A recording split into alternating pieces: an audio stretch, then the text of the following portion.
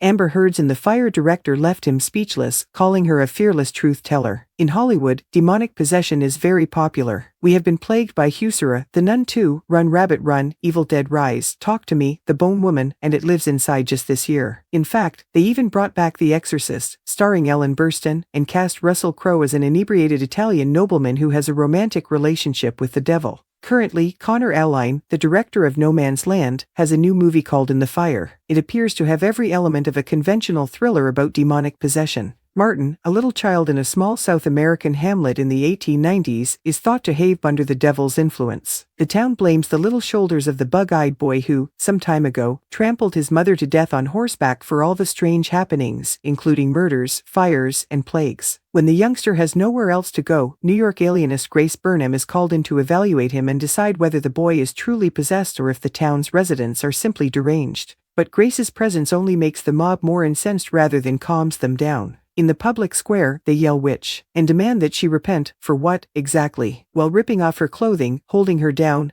and whipping her. And Amber Heard, who is knowledgeable about these things, plays the alienist here. 2 About enraged mobs, having endured a vicious, ceaseless campaign of intimidation during her most recent Virginia trial with well-known ex-husband Johnny Depp. I didn't think it was a coincidence that she read it and felt a strong connection to it, nor was it a coincidence that I saw in her qualities that were paralleled by the character of Grace in the movie, Alline says to Rolling Stone. Ever since filing for divorce, she has been the target of criticism from the public due to her marriage to Johnny Depp. The protagonist of this film is an unafraid truth-teller whose principles lead to her being beaten, lashed, and dragged through the public square. And Amber seems to me to reflect that. I witness an unafraid speaker of the truth whose beliefs have earned her the global, epic version of that is being pulled across social media in 22,223. Pro-Depp troll accounts disseminated well-manipulated courtroom footage on Twitter, Instagram, and TikTok throughout the trial, launching daily attacks against Heard and apparently anybody who would post positive things about her. Influencers on YouTube on the Heard hate train,